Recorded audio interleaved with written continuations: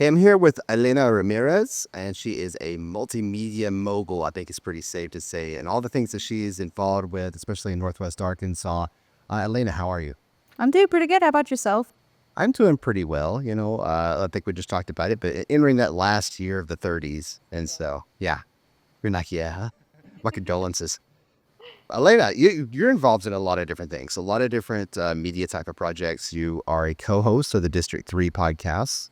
I think a lot of people are familiar with that because of Irvin and being a board member of ABC.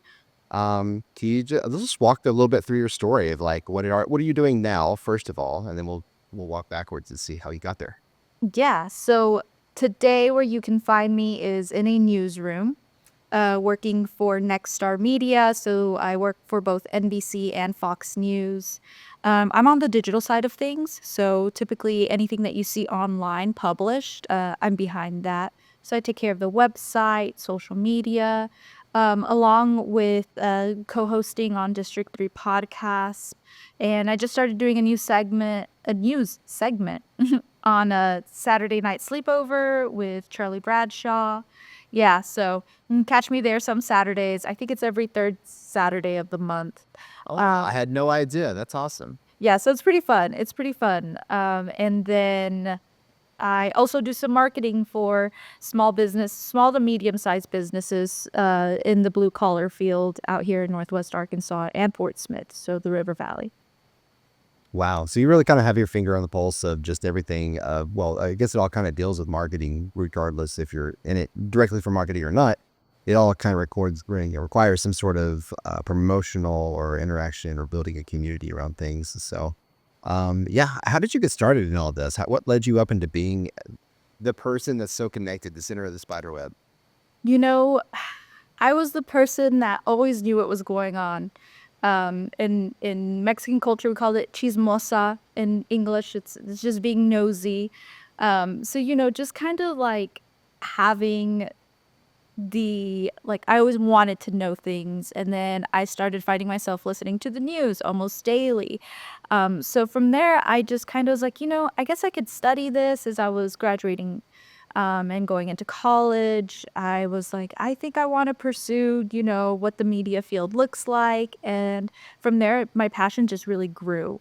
And then I never thought I'd be in broadcast. I also forgot to mention that I also do a segment for our Good Day NWA, which is part of KNWA.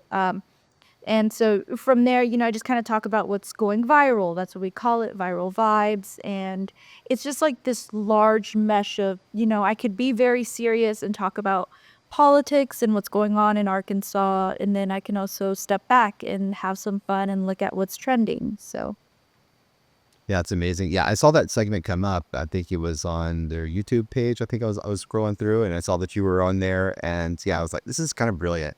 I'm really glad that they're doing that because you don't really see that in a lot of different newsrooms or a different, yeah, I guess traditional legacy media broadcasting, right? Where they're like, let's just be upfront and get our marketing person out here to talk about, okay, which of our posts are being engaged with the most and where are they being engaged with, which is great. I mean, like they're being transparent, and plus it's like, oh yeah, well, we should be following them on whatever platform this is. yeah, thank you. Yeah, no, that's awesome. Very cool. So were you always just sort of interested? I guess, did you go to school for it? I think very few of us actually go to school for broadcasting, but you're probably one of the ones that did. Huh? Yeah. So interesting enough, I am probably one of the very few that I went for print. I actually studied print journalism. I wanted to go into newspaper writing, but our professors at the University of Arkansas, they said print is dead. You need to know how to do everything. And so I learned videography. We took care of websites. We did everything and anything in between. We handled some of the University of Arkansas's accounts to do marketing. They said, if you want to be successful, then you need to know all of this. But I am actually a print journalist, which can be really hard in the broadcast room because there are some big differences. So I'm always butting heads, or I'm one of the ones whenever I call you in, they know that I'm about to call them out. So, Are there any of those skills that you learned when you were going for print journalism that you still carry now, like they still hold true today? oh yeah, most definitely. I mean, ethics of journalism kind of come from print journalism, and a lot of how to relay information to your audience is very heavy in print journalism world, because you have to remember that a lot of people don't read often, so you don't want to use big words. We're told to have like a fifth grade, anywhere from a third grade to a fifth grade reading level is what you want to leave that as. And I think that's true for a lot of marketing and a lot of things today. So, Yeah, for sure. So where did the transition happen for you when it went into podcasting? I mean, it's kind of a natural transition, I would think, when you were already in broadcast media, but also to podcasting, which is sort of independent though. So when did you want to reach out into that? yeah. So for the District 3 podcast, I actually started working with them whenever I was 17 years old. And I think I hadn't even graduated high school yet. So I just kind of took that leap because I've always wanted to do a podcast at my school. Like, I was always pretty involved with politics, and I always was like, oh, I think it'd be really good to have a perspective from both sides, because you don't see that often. And I love talking to people, and I'm not someone who's gonna be really upset and throw something and say you're too woke, or vice versa. So I really wanted to get involved with what Edvin was doing at that time. But my schedule kind of didn't line up. I was also young, wanted to have fun. But I did start putting that investment towards learning what the podcast space looks like. And from there, and I also really wanted to work in radio because I love music. So I was like, oh, maybe I can get my foot in the door. I can shake some hands. But it wasn't the time then. I did do a few episodes here and there and always kept in touch with Edvin.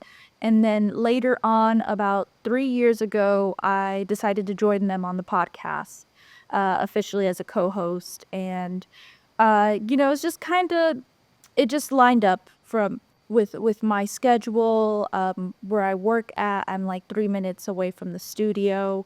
So, sometimes whenever we're recording an episode, I'm on my lunch break or something like that. I'm still juggling multiple things at once, which is not for everyone.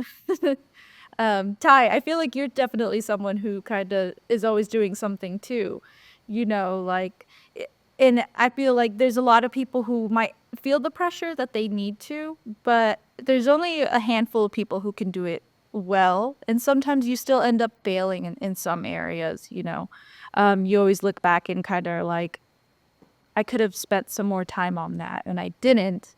And this is why it's not as good as as what it needs to be, which is something that I'm running into right now. I'm also a mom. So, taking care of a human is a lot. And that's something you can't fail at, because if you fail at that, you'll be in big trouble.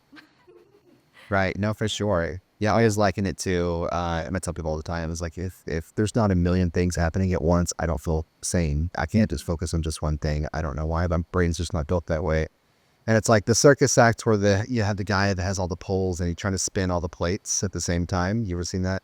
And then it's like you can only keep so many plates spinning for so long, and some of them are going to fall off. But, I think that's where we kind of learn is those things that do fail. You'll actually notice that some of the other plates are more balanced. You're spinning faster, you know what I mean? And you're able to, oh, I should be spending more time here.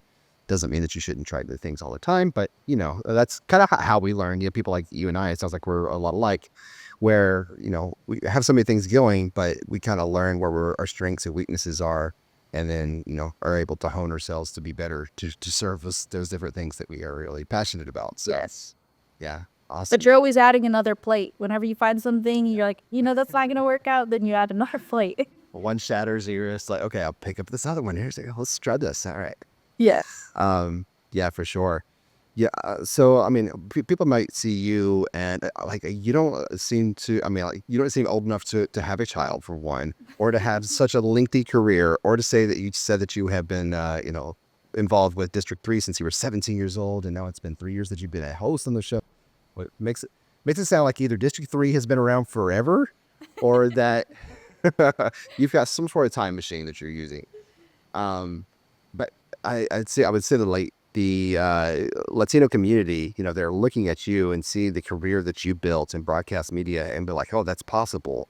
Um, I do wanted to ask you, one of the things, and we can talk as much or a little about it as you want to, but like, are there any kind of concerns about the upcoming this year, especially for like the Dreamers and DACA? Yeah, so I'm definitely blessed. I'm a second generation Hispanic, so I'm actually Chicana. So like I was born out in LA. Like my mom is from LA, my dad is from Mexico, and a lot of my family, if not most of my family, actually is here with a legal status, which is a very big blessing. But with that blessing, I learned that so many people around me, especially in Northwest Arkansas and in Arkansas, are first generation immigrants, which means that their parents or themselves are, don't have a legal status. And I grew up with my grandma being deported, and that really affected me, and that kind of really showed me like what it means to not have family around and what that process looks like. When you have a family member that gets caught and then is deported, then they are not allowed to re-enter for at least 10 years. Um, and that really affected us. We grandmas really, are the glue to family. And not having my grandma here was really hard. And it really made me realize, like, look, what does America mean to me? Whenever I was like 7 years old, and I learned to protest. It was like, didn't sing certain songs, didn't stand up and do the Pledge of Allegiance because it didn't feel like I belonged here, even though I am a citizen, but it really opened up my eyes to that. I also am blessed that I have family that works within the immigration system, so I'm pretty well aware of like what's going on, and then working in the news, I'm also aware of those things. Um, and when it comes to what, inauguration day and having Trump in office, I'm a very hopeful and optimistic person that some of the rumors that you hear and that you see and Project 2025 being thrown across here and there, that maybe some of those things won't happen because they are really cruel. Some of those changes that could be happening are um, rounding up parents or children from school and from hospitals and from churches, which are safe spaces, and that's very traumatic for anyone.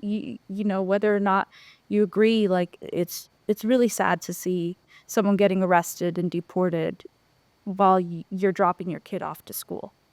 Um, so those pictures are not going to be good pictures. And so I have faith that those things won't happen, but the reality is I feel like we haven't shared our stories enough. And that's why people are blind and think that it's okay to say the things that they say sometimes. If people don't understand how hard it is for you to get a driver's license because you don't have legal status, then they'll never know. If they don't know what that experience is like to be torn apart from a family, then, our voices will always be silent. So I feel like more now than ever is important to speak up and to share your stories and to make sure that the media knows to cover those things. Um, where we are in Northwest Arkansas, we have some of the biggest companies in the Fortune 500. We've got Walmart, Tyson, JB Hunt. A lot of the people who help those companies grow are typically illegal immigrants.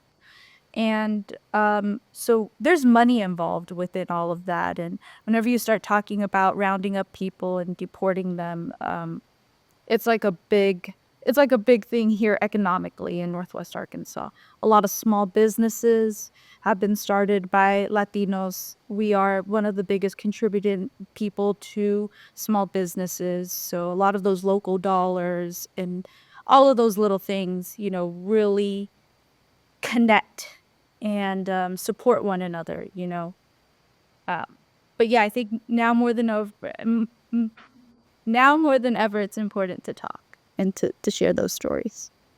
Yeah, I completely agree. And I think, the infrastructure of all of our businesses sort of depending on, the culture that they're sort of targeting on this app, right, is kind of dependent on that workforce. And so one of the main takeaways, it's not just here, I think it's all over the country. When I went to Washington, D.C. last year, the biggest surprise to me was that that city could not operate without the immigrants at all. Like everyone from the Uber drivers, the Lyft, Amtrak. I mean, like all the trains. There's no transportation. There's nobody checking you in at any of the location. I was like, it was amazing. That Yeah. just and so uh, And people won't be able to see that until their stories right. are shared, right? Like if you're not Yes. gonna say, "Hey, I am the conductor of this train and I'm here illegally," like no one's gonna know about. So Right, right. I don't think he's going to announce that. I need to tell everybody in the train. Hold on, everybody. Could you be quiet? Hold the baby, please. I yeah. And with I think with the, independent sort of creators like yourself, I know that you work for, there's the corporate side and there's the legacy media, but there's also the independent creators and the independent side of media, which the barrier to entry is so low that if you've got a phone, you've got, a studio basically, you yes. can let your voice be heard. And we need to I completely agree. We need to hear more of those stories, and it helps people that did not grow up in that, that sort of lifestyle. But it helps me understand. It helps me hear, and I can relate. You know what I mean? Say, oh, where were we similar? Where are we not similar? Rather than just archetyping, I guess, somebody or stereotyping off an archetype. And yeah. Anyways, I'll get off my soapbox. But yes, uh, what you're doing there is amazing, and I think District 3 has a lot to do with that as well. It's like helping get those stories out. Yeah. So where do you think you're going to take this whole experience that you have? That's a great question. Um, I want to pursue higher education still, so like I definitely still want to go to school.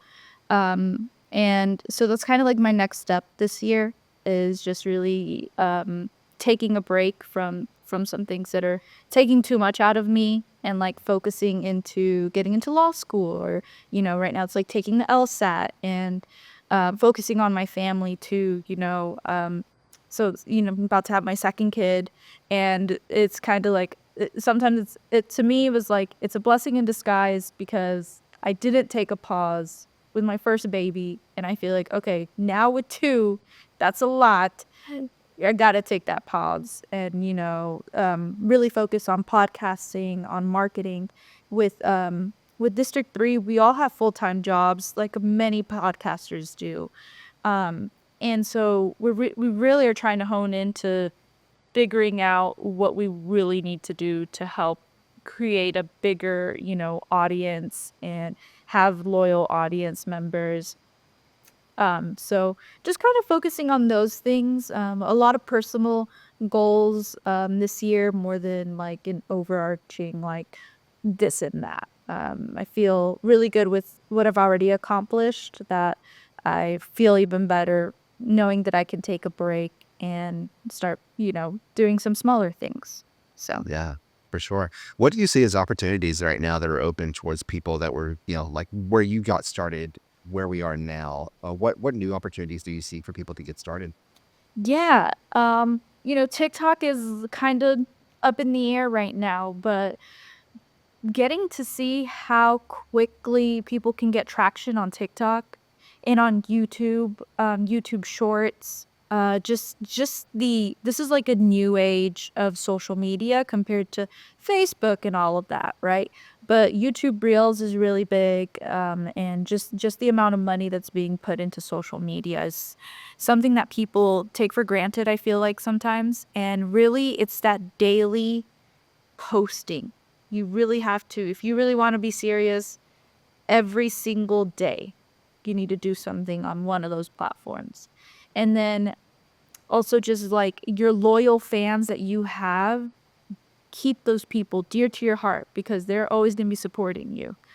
Someone said, you've made it when your family isn't buying your product. When your family and friends are no longer the people who are supporting you and you are reaching people from out of states and out of countries, then you've made it because your family's always going to be there, right? So once you start making those connections, then just don't give up. No, I think absolutely, yeah, relate to that. I started getting some of the clips on like TikTok that were really taking off, and then my mom's like, "Well, I better get on TikTok again so I can follow you." And I'm like, "That's nice of you, but I know that's not really not your thing. It's okay. I don't need it. What I mean, it's nice to be able to say I don't need it. It's like, okay, well, we worked hard. Exactly. Yeah. Yeah. And then listeners, if you don't know, like today is the day we're recording on Friday. What is the 17th? I think it is. Yes. So this is the day that the Supreme Court has come out and let them know that they will uphold the ruling that TikTok is banned in the U.S. Sunday is supposed to be the start of that. Supposedly the servers will be shut down for the U.S. But the next day is the inauguration of the new. I don't have a good word for that. Anyways, it's like all the ones I want to use are not friendly for podcasts. Anyways, the new people are coming in, and but they have said that they could possibly reinstate that, and Yeah. the current president has said that he's going to put it off on the next administration to enforce that rule. So we'll see what happens. So it might be available, might not be available. But yeah, I completely agree with Elena that you should find 2 or 3 different social media platforms and then be consistent, post all the time. Yeah, for sure. I think it's open for anybody because I see so many people that are just sort of, and some people have started accounts that are hitchhiking across America, and so it doesn't really require you to be in one place. It doesn't require you to have a certain amount of funding. It doesn't require you to be a certain sort of social status. You know what I mean? Anybody could build a following with that consistency. Yeah. You agree? I was also gonna say I was going to add something to that. I am not a everyday poster. If anything, it's very hard for me to post because I'm in this weird transition, and I feel like this could be a big thing for lots of people. It's like, what do people like from me? What are they reacting to? What do they actually like? So like for me, it's like, do people like to see the behind the scenes of my media work? Is it my small business that they're interested in? Is it me being a mom that they're interested in? So I just have all these different places that I can, put my finger in and like figure out if, the water is good there, or is it going to be better if I do it over here, right? So, but once you find your niche and you know that you can do it easily, it should be something that comes easily. It should be something that you don't really have to put much thought about. And, being true to yourself too will help you. Um, you know, if you're having to fake who you are and having to spend money on things that you really can't afford, then maybe take a step back and like realize, is this really what I want to do? Yeah. Yes, financial management skills, those are important. Yeah. When I first started posting, I felt that it was going to be all about podcasting and people being interested in podcasts, but that market for that is so small. But then I was like, I was generating very little like interest in that and views, and so I just started posting my interviews, which I interview a lot of people who are lawmakers or judges and things like that, and just posting little clips of things that they said about like how kids are or what juvenile justice is doing today, and I thought that was going to be for more people that were like older adults that were like more interested in what the judges and stuff. But no, it turned out my audience was actually kids that are getting out of high school and going into college, and they're going in there and either confirming or batting it up against what they said. And like last night, I had one go over 16,000 views and like tons of comments, and it was like, okay, this is where it's at. Yeah, You don't know exactly. where your audience is going to come from. It might surprise you, but then really lean into it once you find it. Yes, you have to be open and you have to be thinking like, okay, this isn't really working, or this is too much work for me. So what else can I do? And that's a great example. Yeah, for sure. Elena, thank you so much for taking the time to talk about your career, the amazing things you're doing, the opportunities for people. Congratulations on your second child. I don't know if I'm going to congratulate you or condole you. It's like, Just after send one, prayers. you know how hard taking care of one is. How do you want to do that again? No, She's pretty great. My first one is pretty great. Yeah, you got she's one thing. she's very uh, she's it's crazy. She's been here before is what I tell people. This child has been here This is not before. the first time around the globe. Yeah, that's true. That's awesome. Well, I hope you get just as lucky with the second one.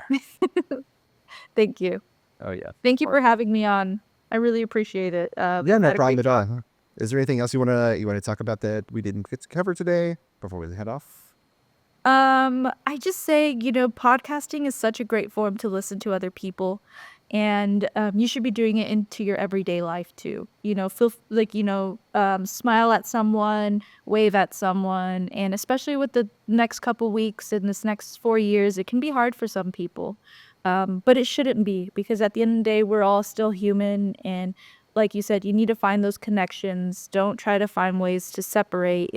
There's always a ground that we can all unify on, and I think more now than ever we need that. And seclusion and loneliness is at an all-time high, so if you feel lonely, you're not alone, and you could change that just by talking about someone about a podcast that you just listened to and all of that. So yeah. Awesome. Very wise words. Thank you. Awesome. Thank you, Elena.